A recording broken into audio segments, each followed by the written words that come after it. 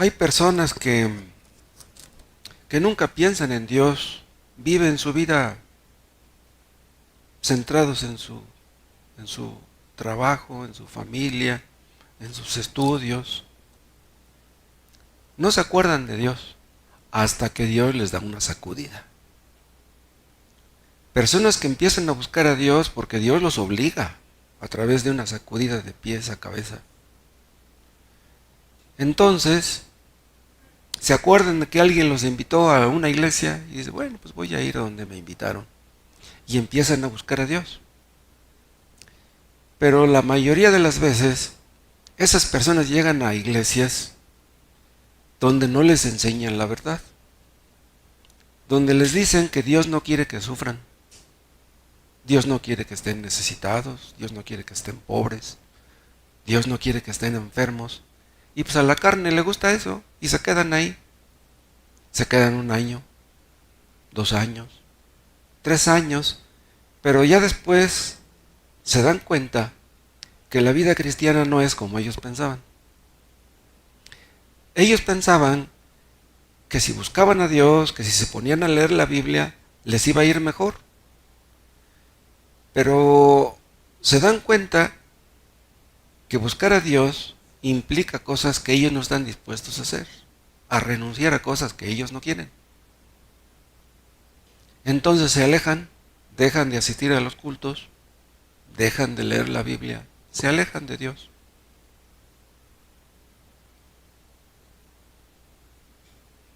Y hay otros que si no se alejan, siguen asistiendo a los cultos, pero de todas maneras pasan los años y no hay un cambio verdadero en sus vidas.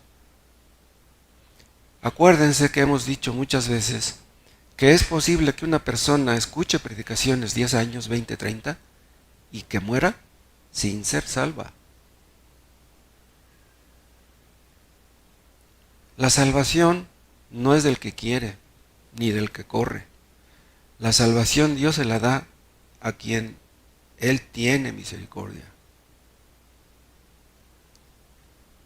Si ustedes han empezado a venir aquí y están escuchando la predicación, no piensen que la van a tener fácil.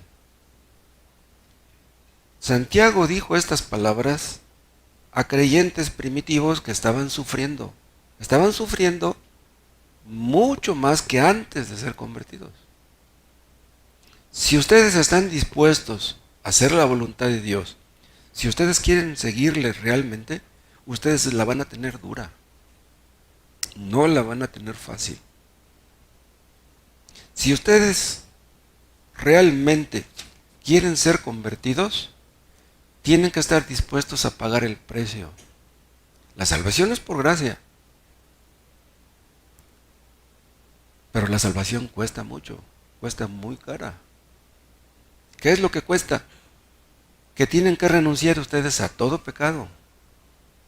Tienen que estar dispuestos a hacer la voluntad de Dios, cueste lo que cueste. Ser cristianos nunca fue fácil, ni en aquel tiempo ni en este. Si ustedes quieren un cristianismo de apechito, donde no tengan problemas, este no es el lugar indicado. De veras, si ustedes quieren ser salvos realmente, eso les va a costar. Vimos hace unas semanas el tema de la poca fe. Y vimos que la fe verdadera persevera. Aunque pueda venir desánimos, la fe verdadera vence los desánimos, vence las depresiones, las burlas, el rechazo, las persecuciones. Si ustedes quieren obedecer a Dios, les va a costar, pero si son sinceros, Dios les ayudará. El falso evangelio, el evangelio de la prosperidad, le promete a la gente cosas que Dios nunca prometió. Cristo nunca le dijo a sus seguidores que le iban a tener fácil. Muchos se desaniman cuando vienen las pruebas, pero ¿saben por qué manda Dios las pruebas? Porque Dios quiere enseñarnos a perseverar. Dios quiere enseñarnos a tener paciencia. Hermanos míos, tened por sumo gozo cuando os halléis en diversas pruebas, sabiendo que la prueba de vuestra fe produce paciencia. Dios prueba nuestra fe para enseñarnos a tener paciencia. Aprender a tener paciencia es algo que puede llevar muchos años, pero es un fruto apacible de justicia. Nos enseña a tener paz y gozo en medio de cualquier situación, por difícil, por adversa que pudiera ser. Y vean una cosa, Dios no solamente prueba la fe de los creyentes, prueba también la fe de los que quieren ser creyentes, de todos los que se ponen a leer las Escrituras. Santiago les dice a sus lectores que deben tener por sumo gozo cuando se hallen en diversas pruebas. Pero vean, ellos estaban siendo perseguidos. ¿Por qué empezó de esta manera? ¿Por qué no les dijo, ay, pues pobrecitos, ustedes están sufriendo, yo quiero que les vaya bien, estoy orando por ustedes, que Dios les ayude? No, no empezó así. Les está pidiendo algo que parece una burla, algo que parece irrazonable, algo que parece absurdo. En medio de esas pruebas que ustedes tienen que aprender a estar contentos.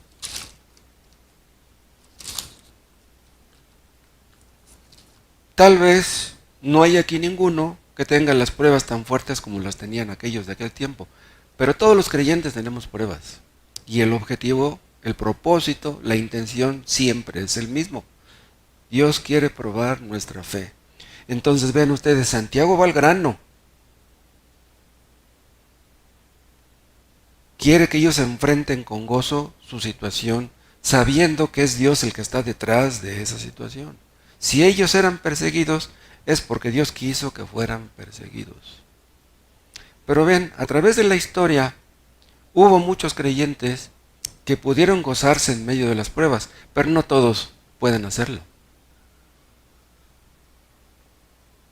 Hay creyentes que en medio de la prueba lloran, se lamentan, se deprimen y piensan que quizá ni son cristianos y no pueden sobrellevar con alegría su situación. ¿Por qué unos sí y otros no? ¿Por qué unos se enfrentan con gozo la prueba y otros no? Bueno, la diferencia está en la actitud. O sea, a dos creyentes les puede suceder el mismo problema, les robaron la camioneta, o se quedaron sin trabajo, o perdieron su pareja, o están solteros. O sea, dos personas tienen el mismo problema y la actitud de uno es positiva y la del otro es negativa. Uno puede estar contento y el otro no. ¿En dónde está la diferencia? La diferencia está en la actitud. Unos tenían una fe fuerte, otros tenían una fe débil. Unos tenían mucha fe, otros tenían poca fe. Entonces, la clave está no es en lo que te sucede, sino en cómo reaccionas a lo que te está sucediendo. La actitud es lo que hace la diferencia. Dice Santiago, Dios nos dice, a través de Santiago, que es nuestro deber tener gozo en las pruebas. Tened por sumo gozo. Esta palabra tened es un imperativo. Quiere decir que Dios nos ordena estar contentos aunque estemos sufriendo. No parece razonable eso.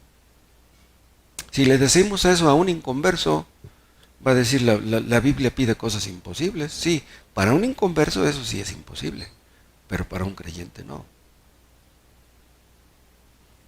Tened por sumo gozo cuando os halléis en diversas pruebas. Recuerden, hermanos, que la palabra griega para pruebas es la misma palabra que para tentaciones. Es la misma palabra. Una prueba es prueba si la vemos que viene de parte de Dios. Dios nos está probando. Pero si viene del diablo, entonces es una tentación. Pero es la misma palabra griega. O sea, el diablo nos tienta, Dios nos prueba. ¿Qué es lo que el diablo quiere? Que pequemos. ¿Qué es lo que Dios quiere? Que superemos eso con gozo y así tengamos paciencia y nuestra fe crezca. Entonces, tanto el diablo como Dios están detrás de la prueba. Uno quiere purificarnos, el otro quiere destruirnos. Dios no tienta a nadie, dice aquí mismo Santiago en el capítulo 1, en el versículo 13. ¿Se acuerdan de este texto? Cuando alguno es tentado, no diga que es tentado de parte de Dios, porque Dios no puede ser tentado por el mal, ni Él tienta a nadie. Dios está en el creyente. ¿Será posible que Él mismo se tiente a sí mismo? No puede ser. No, Dios no nos tienta. Dios no quiere que pequemos. ¿Quién es el que quiere que pequemos? Ustedes ya saben quién es. Dios no nos tienta, pero sí nos prueba. ¿Y qué es lo que nos prueba? Lo que prueba a Dios es nuestra fe. Vean lo que dice el versículo 3. Sabiendo que la prueba de vuestra fe produce paciencia. En medio de una aflicción, en medio de una circunstancia difícil, lo que está Dios probando es nuestra fe. Entonces, noten ustedes que el asunto va mucho más allá de lo que ven nuestros ojos. Dios tiene un interés muy especial en nuestra vida espiritual. Dios no está pensando en nuestra prosperidad material, en nuestras comodidades. A lo que Dios le interesa es nuestro carácter. Lo que Dios te está probando es nuestro carácter cristiano. Quiere producir en nosotros un verdadero carácter cristiano, un carácter íntegro. Dios quiere que despeguemos nuestros ojos, nuestros corazones de las cosas vanas de este mundo y que las pongamos en las cosas de arriba. Dios quiere enseñarnos a preocuparnos por otros y no por nosotros. Acuérdense ustedes, lo hemos dicho en más de una ocasión, el creyente que más se deprime es el que más piensa en sí mismo. Y el que menos se deprime es el que más piensa en otros. Dios quiere que entendamos qué es lo más importante. ¿Qué es lo que la prueba produce? Eso es lo más importante. Lo más importante no es nuestra salud física, no es nuestra prosperidad material, no es nuestro bienestar. Lo más importante es nuestra fe, la fe que es más preciosa que el oro. Y si no entendemos esto, si no lo valoramos, no podemos tener gozo en medio de la prueba. Entonces, en el plan de Dios, en el propósito de Dios, Dios diseña cuál va a ser la prueba de nuestra fe. Es algo personalizado. Dios trata de diferente manera con cada creyente. Dios sabe cómo vamos a reaccionar a la prueba. Nosotros no sabemos. Todas las cosas adversas y difíciles que nos acontecen no son obra de la casualidad, ninguna de ellas. No son obra de la mala suerte. Los inconversos piensan que sí. Si a un inconverso le roban su coche, pues dice, pues me tocó la mala suerte de que me robaran mi carro. Pero nosotros no creemos en la mala suerte. Ustedes pueden ver cómo desde el primer libro de la Biblia hasta el último, Dios trata con los creyentes por medio de aflicciones y de calamidades. Dios controla todos los detalles de lo que le acontece a los suyos. Acuérdense de José. Dios le dio sueños que desde que se los dio hasta que se cumplieron pasaron muchos años. Ya sus hermanos ni lo conocían. ¿Cómo cambió tanto José en todos esos años? José dejó ver a sus hermanos casi 20 años. ¿Cuánto cambia una persona en 20 años? Pues sus hermanos ni lo conocían. Dios guiaba cada paso de José. Los pasos nuestros no están en nuestras manos, están en las manos de Dios. Él controla cada una de nuestras circunstancias. Él tiene sus propósitos, Él tiene sus planes, y esos planes se van a cumplir, nos parezca bien o no, nos guste o no. No consulta con nosotros. Pero ¿cómo podemos tener sumo gozo si estamos sumidos en una prueba? Vean cómo dice el versículo 3. Sabiendo que la prueba de vuestra fe produce paciencia. Esta palabra sabiendo es muy interesante. Aquí no habla de un conocimiento teórico, no es de saber algo en teoría, no es de saber simplemente el significado de la palabra griega, sino de conocer algo por experiencia. Ustedes saben la diferencia que hay entre conocer algo por teoría que conocerlo por experiencia. Aquí dice sabiendo. Ahora, relacionen esta palabra sabiendo con lo que dice el versículo 5. Y si alguno de vosotros tiene falta de sabiduría, pídala a Dios. Bien. En el versículo 3 dice sabiendo. Y en el versículo 5 dice, si alguno de vosotros tiene falta de sabiduría, Señor, sí lo sé, pero no tengo sabiduría para enfrentar el asunto.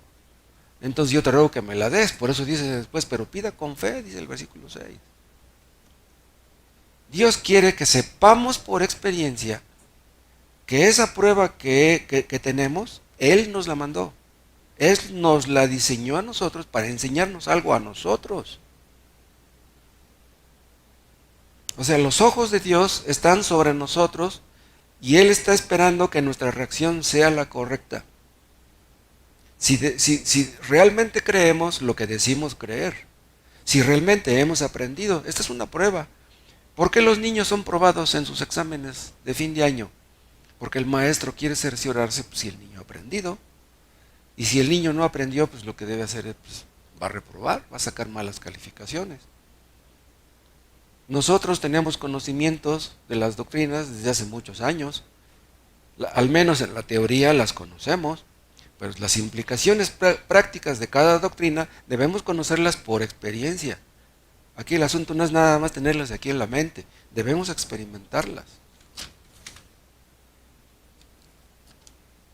En ocasiones se nos acercan hermanos que están metidos en problemas y nos piden un consejo. Hay ocasiones en que los hermanos no es tanto que pidan un consejo. ¿Saben qué es lo que quieren al comunicarnos sus problemas? Quieren un consuelo. Quieren que les demos la suave. Buscan comprensión de parte nuestra. Y nosotros, si nos damos cuenta de eso, pues tratamos de consolarlos, tratamos de animarlos.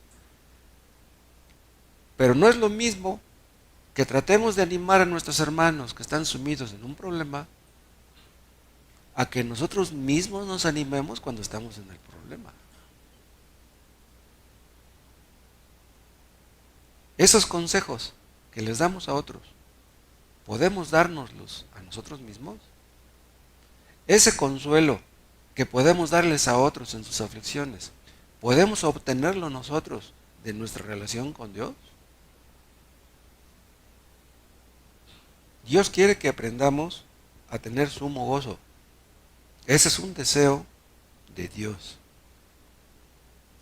Y vean cómo dice, otra vez el versículo 2, hermanos míos, tened por sumo gozo cuando os halléis en diversas pruebas. Aquí donde dice cuando os halléis, literalmente significa cuando caigáis. ¿Se acuerdan de aquel hombre que cayó en manos de ladrones? Es la misma palabra. Cayó en manos de ladrones, pero él no buscó eso. Nosotros caemos en una prueba, pero no debemos buscar eso. O sea, si caemos, que sea porque Dios quiere que caigamos, que no sea porque que es algo que nosotros buscamos o provocamos. ¿Qué quiero decir con esto? Los creyentes no debemos ser buscaproblemas o buscapleitos. Debemos pedirle mansedumbre ante los ataques, las ofensas, las injusticias de otras personas que nos rodean, las calumnias, los chismes que nos meten otras personas.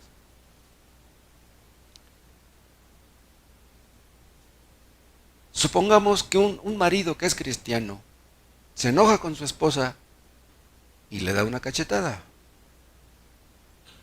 No es fácil que eso suceda, pero tampoco es imposible. Si un cristiano le llega a pegar a su esposa, wow, se va a meter en problemas, pero muy graves. ¿Qué vas a hacer tú si tu esposa, después de que le pegaste, te dice, ¿sabes qué? Quiero el divorcio, ahí nos vemos, y se va con su mamá? Y lees este texto. Tened por sumo gozo cuando os halléis en diversas pruebas. Tú caíste en la tentación. Tú te metiste. ¿Con qué cara le dices a Dios que te enseñe a tener este sumo gozo? Tú mismo te metiste en el problema con lo que hiciste. No podrás reclamar esta promesa. ¿Cómo vas a esperar que Dios te enseñe paciencia con ese error que acabas de cometer?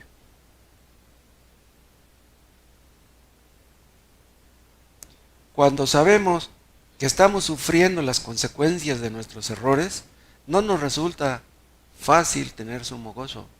Decimos, es por mi culpa, ¿por qué hice yo eso? Vean cómo dice nuestro texto, cuando os halléis en diversas pruebas. La palabra diversas habla de pruebas de muchos colores. Habla de algo que es como de pruebas multicolores, que tienen muchos colores. Hay pruebas que son muy sombrías, muy oscuras. Pero como sea, si la que nos ha tocado, si la prueba que nos ha tocado es muy sombría, si es muy dura, de todas maneras Dios la diseñó para nosotros.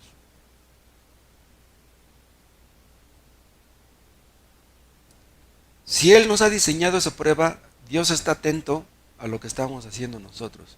Hay algunos agnósticos que dicen, bueno, los agnósticos son personas que supuestamente creen que Dios existe. Pero ¿qué creen que dicen ellos? Dios está tan ocupado administrando los asuntos del universo que Él no tiene tiempo para estarse ocupando de los detalles de los problemas de cada persona.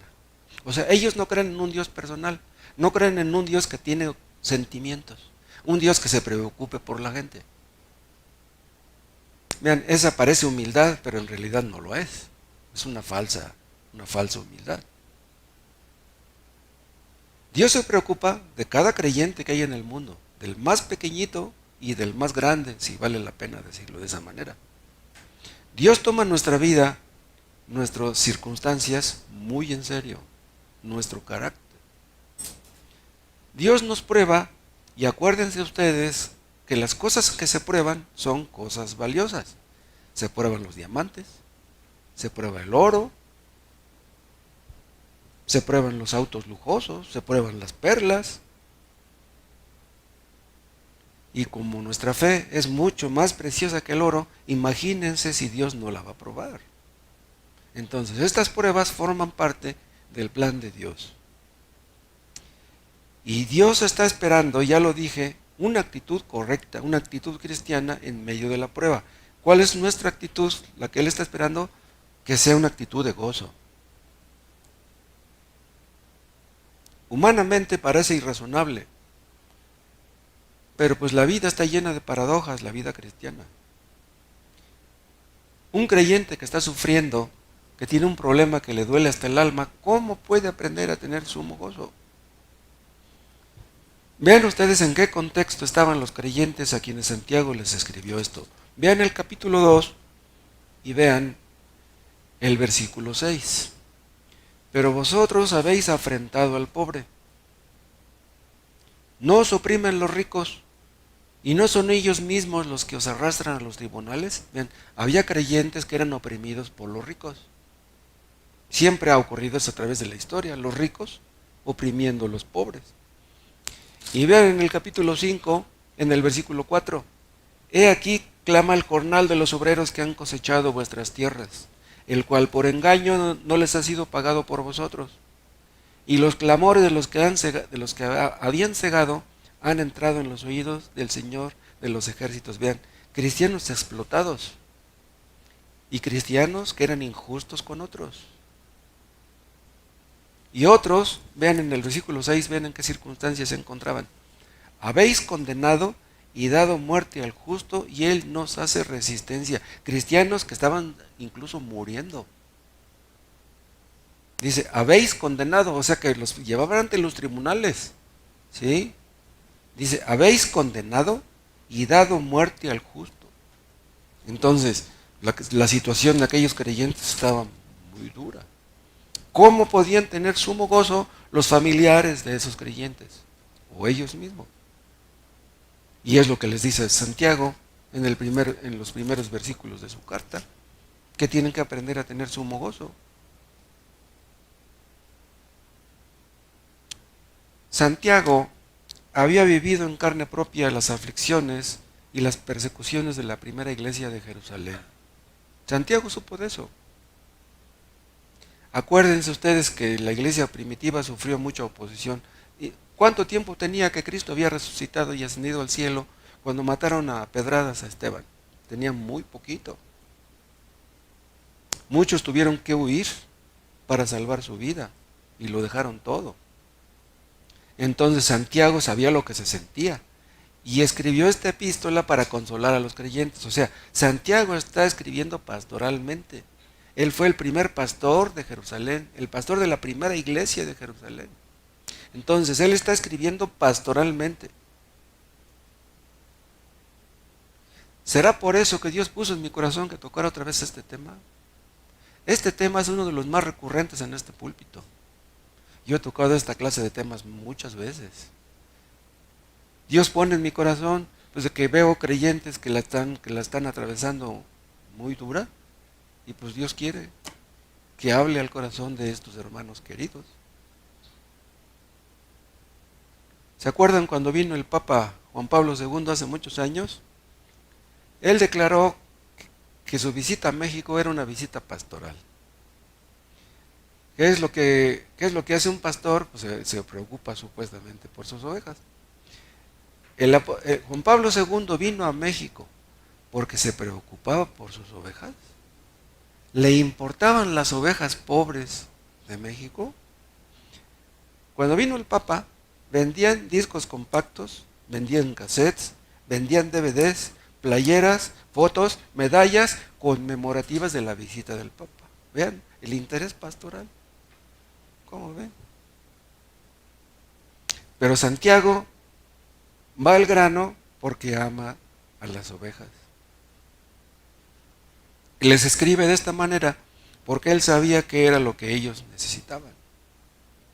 Otra cosa, Santiago había escuchado decir a Cristo unas palabras que están en Mateo 5 y que es posible que las tuviera en mente cuando escribió lo que estamos leyendo.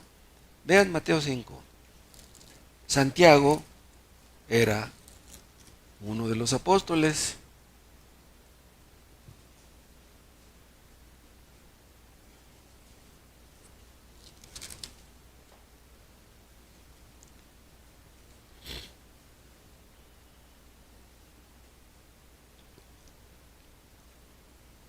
Santiago 5:10.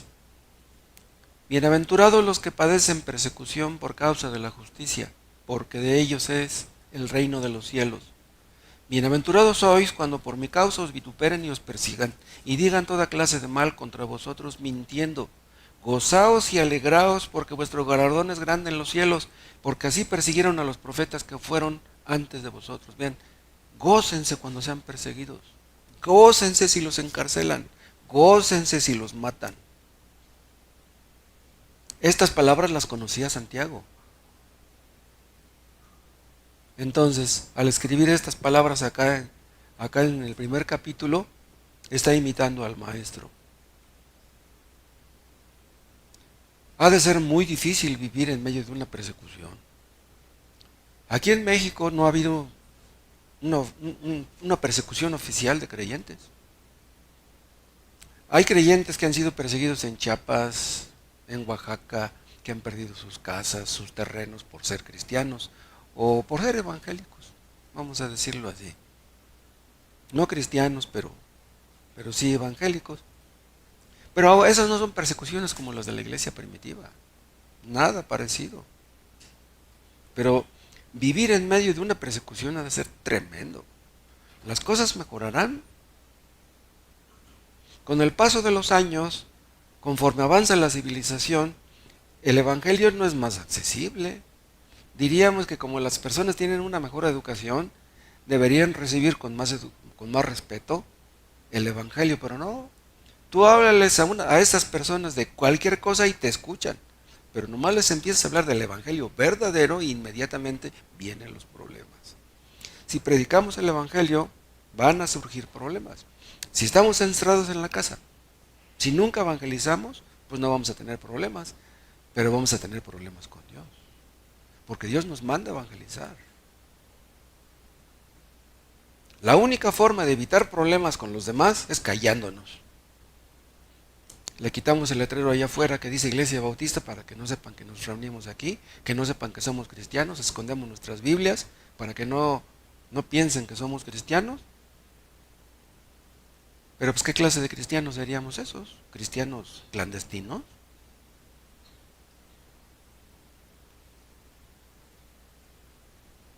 No es fácil gozarnos, no es fácil alegrarnos en medio de los problemas, pero Dios nos ordena hacerlo. ¿Cómo nos sentiríamos si supiéramos que nos andan siguiendo, que nos andan buscando para matarnos?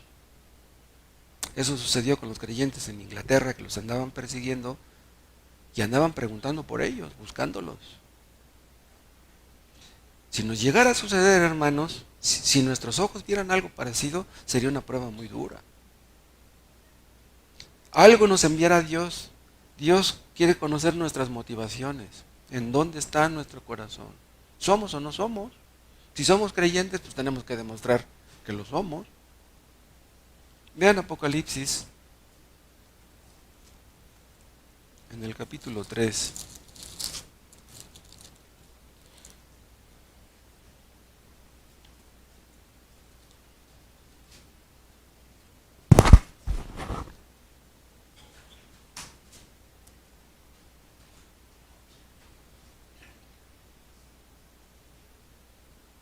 Vean lo que le dice Cristo a la iglesia de Filadelfia en el capítulo 3, en el versículo 10.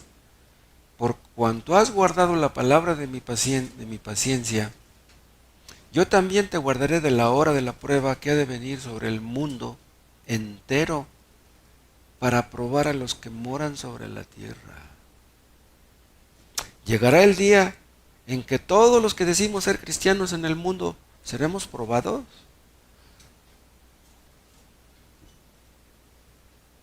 Ahí se vería quién es cristiano de veras y quién no.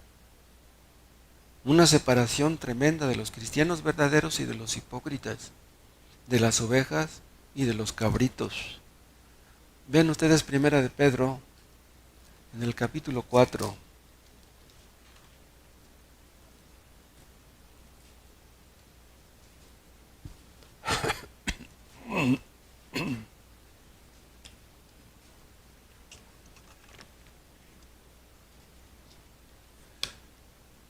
Cuatro 12. Amados, no os sorprendáis del fuego de prueba que os ha sobrevenido. Ven, aquí está otra vez la palabra prueba. Y aquí la relaciona con el fuego. Como si alguna cosa extraña os aconteciese. Sino gozaos por cuanto sois participantes de los padecimientos de Cristo. Vean, Él es la cabeza, nosotros el cuerpo. La cabeza sufrió, el cuerpo sufrirá. Para que también en la revelación de su gloria os gocéis con gran alegría. Si sois vituperados por el nombre de Cristo, sois bienaventurados. Vean, vituperados por Él, por su causa, por evangelizar. Sois bienaventurados, dichosos, felices, porque el glorioso Espíritu de Dios reposa sobre vosotros. Ciertamente de parte de ellos, de los que los persiguen, Él es blasfemado, pero por vosotros es glorificado. Vean, si somos perseguidos, si somos vituperados, y la gente habla mal de nosotros por ser cristianos, dice, somos bienaventurados. No por ser hipócritas, no por andar de mentirosos o de tranzas, no por andar haciendo cosas indebidas, sino que somos perseguidos por ser cristianos. Y entonces comprobaremos fuera de toda duda de que somos cristianos verdaderos. Los hipócritas no son perseguidos, los hipócritas rehuyen la persecución. Somos bienaventurados no por el vituperio en sí, no porque hablen mal de nosotros en sí, sino porque el Espíritu Santo mora sobre nosotros, dice. Hermanos, si somos perseguidos por ser cristianos, esa es una muestra de que el Espíritu Santo está con nosotros. Y eso quiere decir que tenemos lo que millones de personas no tienen. Si Dios nos ha perdonado, si todos nuestros pecados han sido perdonados por lo que Cristo hizo en la cruz, moriremos en cualquier momento, pero estaremos con Cristo para siempre. Tenemos lo que millones no tienen. Si tenemos el Espíritu Santo en nosotros, hermanos, esto es glorioso. ¿Cómo podemos pagar eso? ¿Cómo podríamos merecer algo así? Entonces, si el Espíritu Santo está en nosotros y uno de sus frutos es el gozo precisamente, eso debe de producir en nosotros un gozo tan grande, superior al de tener millones de dólares en el banco, en una cuenta bancaria. Si Dios nos ha perdonado todos nuestros pecados, tenemos lo que los millonarios no tienen y que si no se arrepienten, nunca tendrán. Pero este mundo es muy atractivo. Este mundo tiene sus placeres y nos dejamos engañar. El mundo nos ofrece espejitos por oro. No sabemos valorar lo que Dios nos ha dado. Si tenemos el Espíritu Santo en nosotros, el amor de Dios es nuestro. Nunca dejará de amarnos. ¿No podemos valorar eso? Si Dios nos dice que debemos gozarnos, es porque podemos hacerlo. Si entendemos que es mucho lo que hemos recibido, si entendemos el costo de nuestra salvación, los beneficios y privilegios de que disponemos. Vean otra vez 1 de Pedro 4.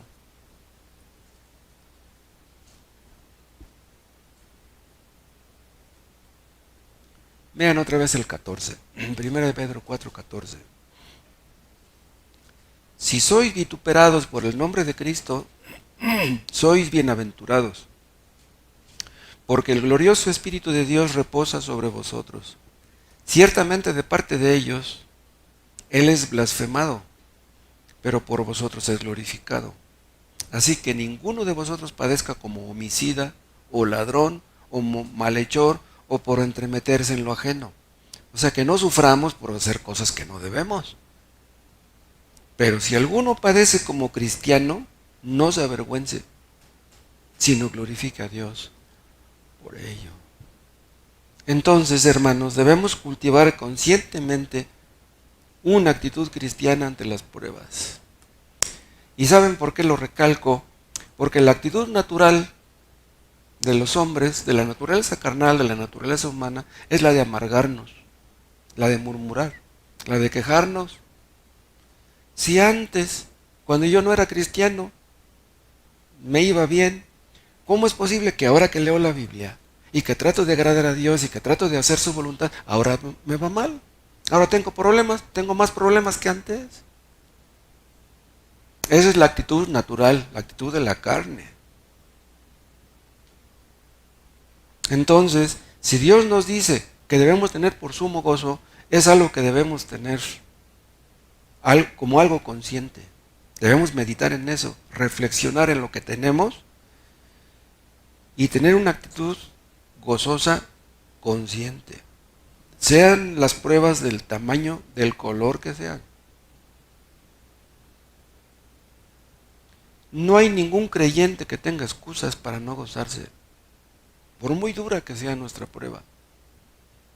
Y noten ustedes que Santiago no habla de un pequeño gozo, habla de un grande gozo. Dice, tened por sumo gozo. La palabra sumo habla de un gozo muy grande.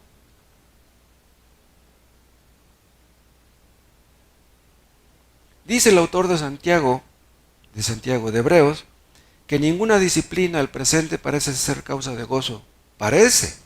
Ninguna parece ser causa de gozo, sino de tristeza. Pero ¿por qué Dios nos prueba, hermanos? Porque Dios quiere producir en nosotros frutos de santidad. Dios es santo, Dios es apartado de todo pecado, Dios aborrece el pecado y Dios quiere enseñarnos a nosotros eso mismo. Vean en Hebreos, en el capítulo 12,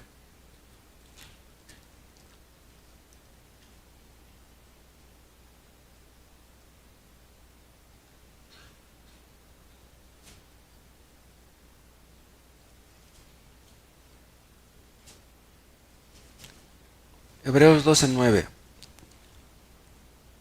Por otra parte, tuvimos a nuestros padres terrenales que nos disciplinaban y los venerábamos o los respetábamos.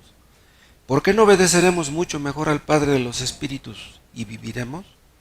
Y aquellos, nuestros padres terrenales, ciertamente por pocos días nos disciplinaban como a ellos les parecía conveniente. Pero nuestro Padre Celestial, para lo que nos es provechoso, ¿para qué nos disciplina Dios? Dice, para que participemos de su santidad. Es verdad que ninguna disciplina al presente parece ser causa de gozo, sino de tristeza, pero después da fruto apacible de justicia a los que en ella han sido ejercitados. Vean, fruto apacible de justicia, de santidad, de humildad, de paciencia, de mansedumbre. ¿Cómo nos enseña Dios todas estas cosas? A través de las pruebas. Entonces, nuestros ojos no deben estar en las pruebas, sino en este fruto que Dios quiere producir en nosotros. Entonces, si Él quiere producir esto, debe de producirnos mucho gozo. ¿Qué pasa con los que se desaniman? Con los que caen en la amargura, que terminan siendo desechados. Vean lo que dice el 15. Mirad bien, o sea, tengan mucho cuidado.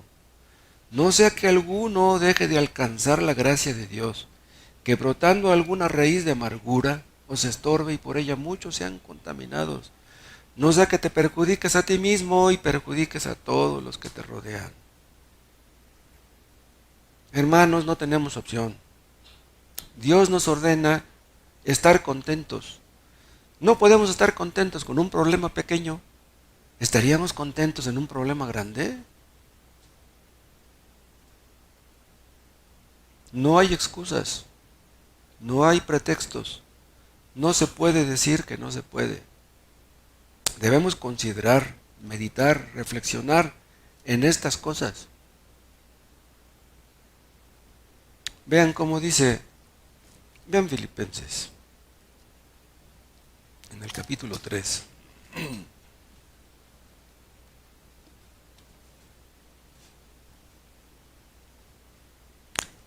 Esta palabra tened habla de una consideración deliberada.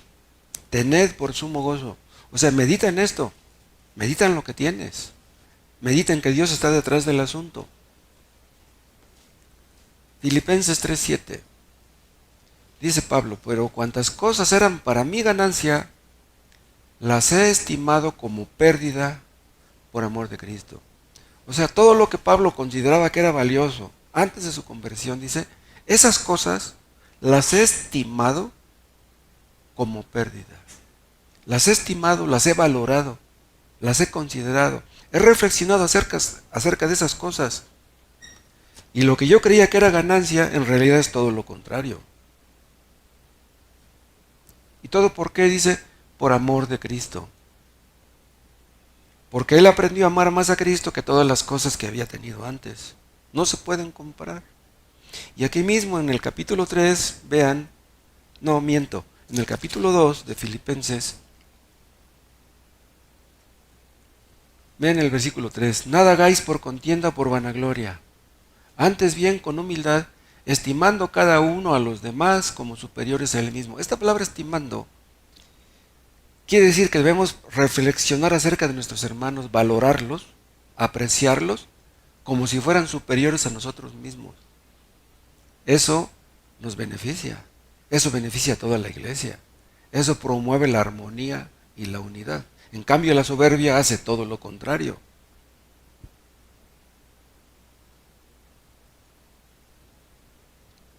Nada debemos hacer por contienda o por vanagloria. Y vean otro texto en 1 de Timoteo, en el capítulo 6.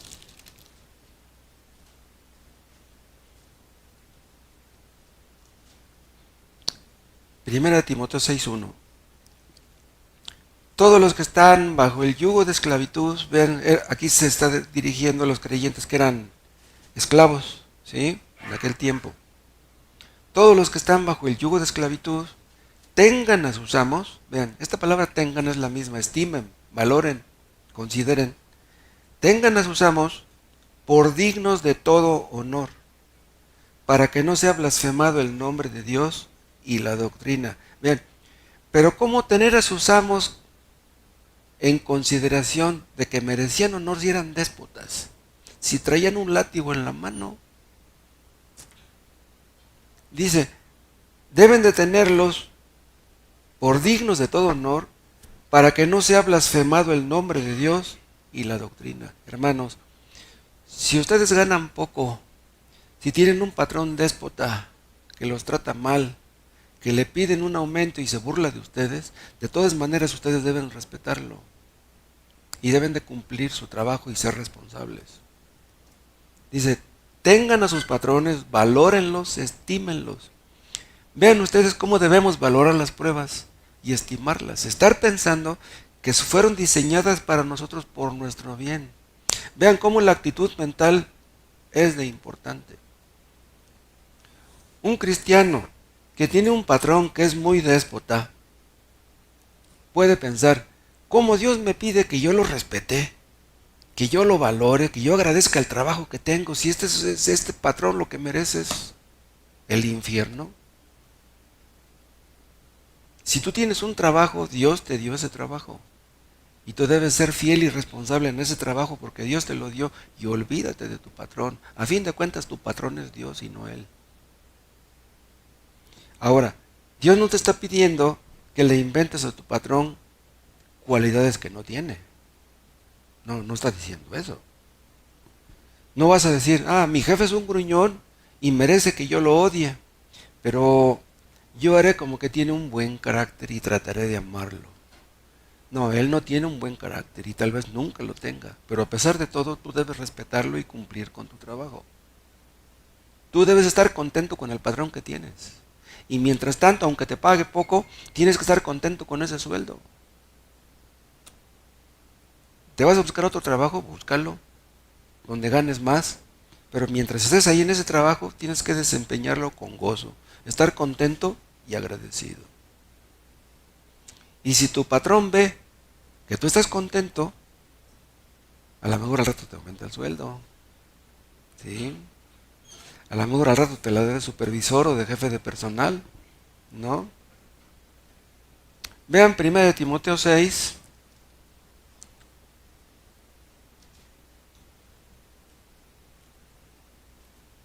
Vean lo que dice el 6:6. Pero gran ganancia es la piedad acompañada de contentamiento. La piedad es la vida cristiana en general, ¿sí? El amor a Dios, el amor al prójimo. Gran ganancia es la piedad acompañada de contentamiento. Bien, estoy hablando del gozo cristiano, tener por sumo gozo cuando os halléis en diversas pruebas. Si tú ganas poco,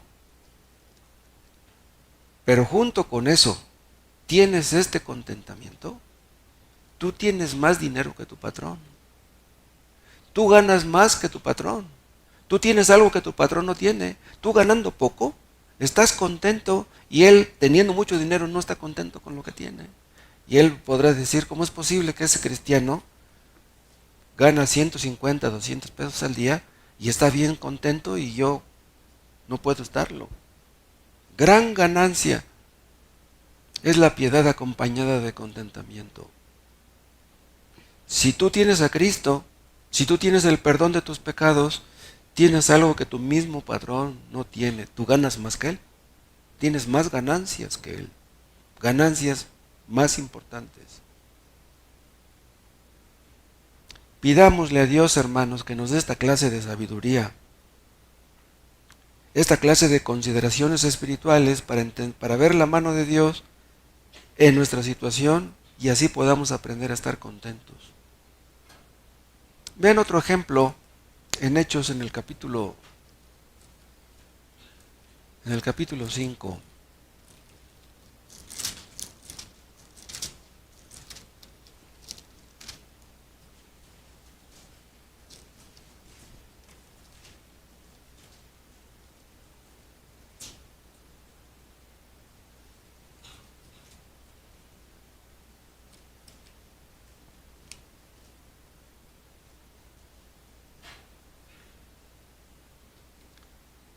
Cinco 18. Y echaron mano a los apóstoles y los pusieron en la cárcel pública.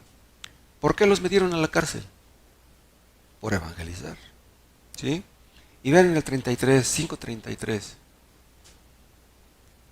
5:32 dice, y nosotros somos testigos suyos de estas cosas y también del Espíritu Santo, el cual ha dado Dios a los que le obedecen. Ellos, oyendo esto, se enfurecían y querían matarlos. ¿Por qué los querían matar? Por evangelizar. Ahora pasen al 40. Y convinieron con él y llamando a los apóstoles, después de azotarlos, vean, ¿cuántos azotes les daban? ¿Se acuerdan? 39. Después de azotarlos, dice, les intimaron, o sea, les dijeron acá en lo íntimo, que no hablasen en el nombre de Jesús y los pusieron en libertad. Los golpearon y los amenazaron para que ya no evangelizaran.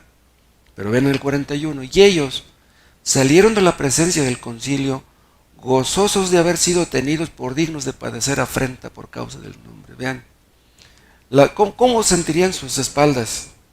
Sus espaldas llenas de sangre de los azotes, pero salieron llenos de gozo.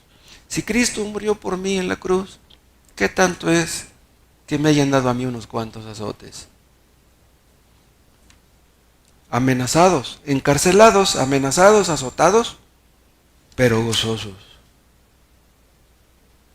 Estaban gozosos no por el hecho en sí de haber sufrido, no eran masoquistas. Ellos estaban gozosos porque sufrieron por Cristo. Y vean otra cosa, vuelvan a Filipenses, aquí hay un texto muy interesante. En Filipenses capítulo 1,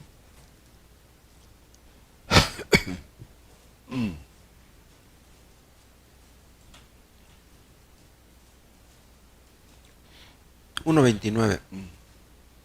Pablo les escribe a los filipenses, y acuérdense que Filipenses fue escrito cuando Pablo estaba en la cárcel. Les escribe a gente que está en libertad, él está en la cárcel.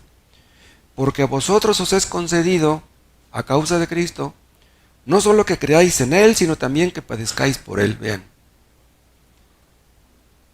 a ustedes les ha sido concedido, a causa de Cristo, o sea, por lo que Cristo hizo, no solo que creáis en él, sino también que padezcáis por él. Hermanos, si nosotros creemos en Cristo, es porque Dios quiso que creyéramos. Y dice que si estamos sufriendo, es porque Dios quiso que sufriéramos. Estaremos contentos si tenemos la fe que Él nos dio. Y no estaremos contentos si padecemos porque Él lo quiere. Debemos estar contentos por las dos cosas.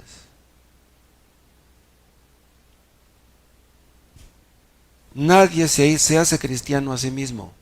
Si somos cristianos es porque Dios quiso que lo fuéramos. Y si sufrimos, no es porque andemos buscando el sufrimiento, sino será consecuencia de que evangelizamos y de que somos cristianos verdaderos. Los cristianos primitivos estaban contentos porque ellos consideraban que era un privilegio sufrir por Cristo. Hermanos, nosotros no hemos sufrido nada. ¿Cuántos hermanos nuestros sufrieron a través de la historia? Estará diseñado para nosotros un sufrimiento para mañana, para pasado mañana, que vamos a experimentar, que nos capacite para enfrentarlo, sea lo que sea. Vean segunda de Corintios 12.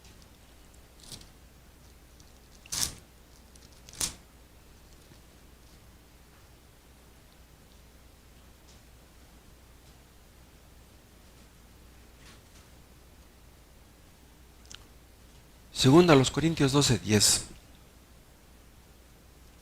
Por lo cual, por amor a Cristo, me gozo, vean la lista. Me gozo en las debilidades, en afrentas, en necesidades, en persecuciones, en angustias. Y esta es una lista pequeña. Porque cuando soy débil, entonces soy fuerte. Tenemos una lista como la de Pablo. Ahí mismo, miento, en Filipenses otra vez, que estábamos viendo de cuando Pablo estaba encarcelado, vean en el capítulo 2,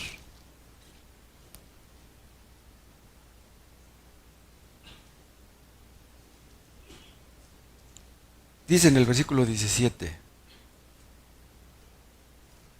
y aunque sea derramado en libación sobre el sacrificio y servicio de vuestra fe, me gozo y regocijo con todos vosotros. ¿Saben qué quiere decir con esto de que, aunque sea derramado en libación? ¿Saben qué quiere decir esto?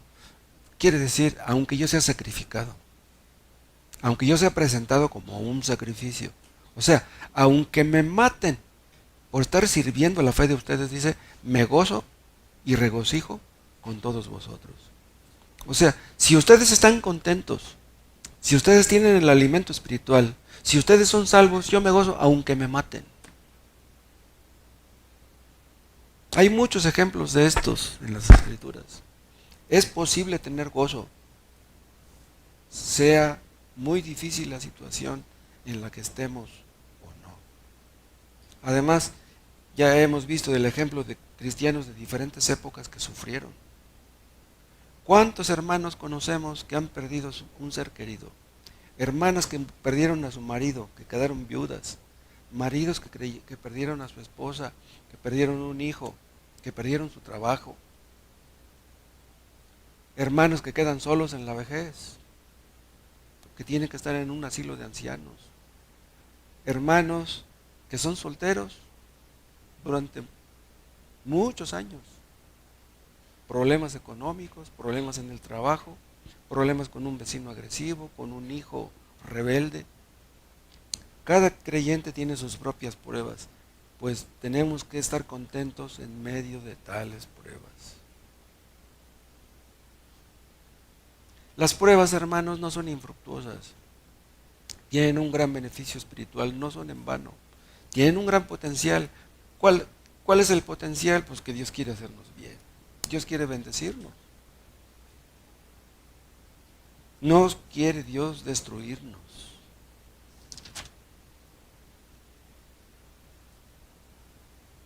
Dios está probando nuestro carácter, hermanos. Quiere enseñarnos a perseverar. Quiere enseñarnos a tener paciencia, a ser humildes. Hermanos, simplemente con aprender a tenerle paciencia a nuestra pareja, hablarle con paciencia a nuestros hijos, hablarles con amor y con respeto a nuestros hijos. Hay padres que son bien estrictos, que ante el menor error de sus hijos están sobre de ellos, dándoles sus coscorrones. Debemos aprender a tener paciencia, a ser humildes.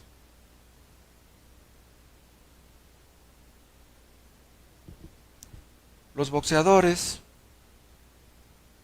cuando se están preparando para una pelea de campeonato mundial, entrenan bien duro con los sparrings. Y los sparrings, hermanos, les tiran unos golpes, pero bien duros. ¿Por qué los sparrings les tiran golpes duros? No es una pelea formal, es un entrenamiento. ¿Saben por qué les tiran golpes duros? Porque en la pelea pues, les van a tirar golpes duros. No, les dicen, no, tírame lo que puedas. Mándame los golpes, todo lo que tengas, mándamelo. ¿Qué es lo que hace el boxeador? Que el entrenamiento fuerte lo fortalece para enfrentar al rival cuando ya lo tenga enfrente. Y así Dios nos prueba, hermanos, para enfrentar lo que vamos a enfrentar mañana y pasado mañana. No sabemos qué nos va a sobrevenir en estos días. Las pequeñas pruebas nos están preparando para enfrentar pruebas más grandes en el futuro. Dios nos va fortaleciendo y así nos va capacitando para vivir la vida cristiana como se espera de nosotros. Dios quiere, hermanos, que aprovechemos nuestra situación, que participemos de su santidad.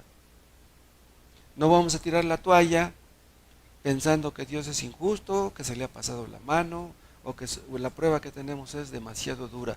Dios la diseñó especialmente para nosotros. Hermanos, la paciencia, la perseverancia es súper importante. Ustedes saben que a una crisálida no se le debe de ayudar a salir del, ¿cómo se llama?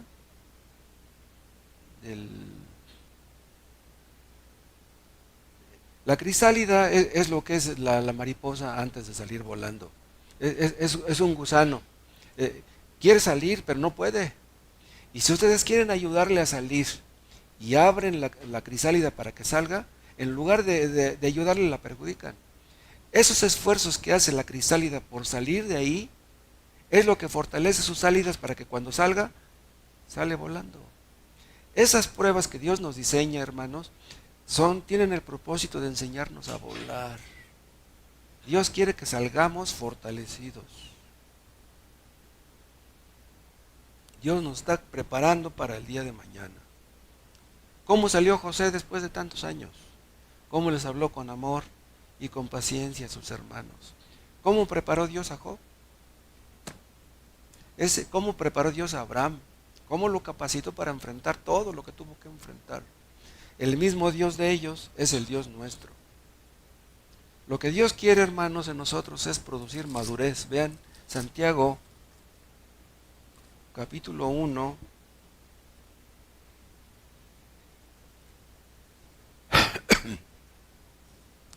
Santiago 1:3. Sabiendo que la prueba de vuestra fe produce paciencia, mas tenga la paciencia su obra completa. ¿Qué es lo que Dios quiere? Para que seáis perfectos y cabales, sin que os falte cosa alguna. Vean, Dios nos quiere llevar a la perfección. Nosotros no creemos en el perfeccionismo, pero esta palabra perfectos quiere decir que seamos íntegros, que nos desarrollemos plenamente. La paciencia no es la meta final, no, va todavía más allá. Esta idea habla de la culminación de un proceso. Dios quiere que seamos realizados, que seamos realizados en sentido espiritual.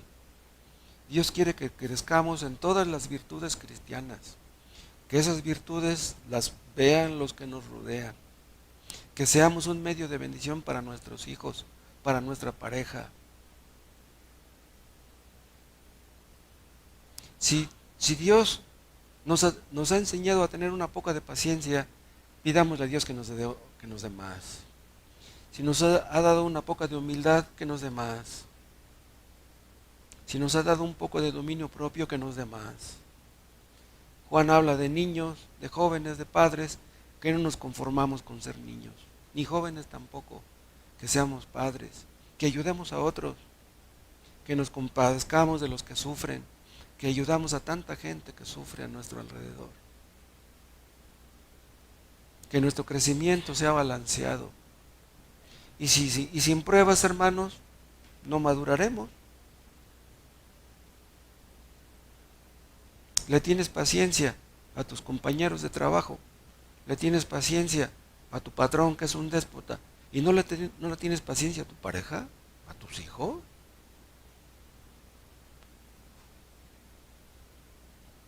Hay personas que en medio de la prueba hacen un berrinche, actúan como niños, así son los niños, berrinchudos. No les das lo que te piden, te hacen un berrinche. ¿Así le haremos a Dios? Si no nos da lo que le pedimos, ¿le haremos un berrinche? Dios va haciendo lentamente su obra, no hay prisa. Él es el médico divino, Él sabe qué medicamento necesitamos. Que Dios nos ayude a todos, hermanos. Y a los inconversos que están aquí, ya lo dije en un principio, no la van a tener fácil. Si ustedes quieren ser cristianos, si ustedes quieren ser salvos, la van a tener difícil. Pero oraremos por ustedes, que Dios les ayude para que lleguen a ser verdaderamente salvos, que no se queden a medias. Oremos.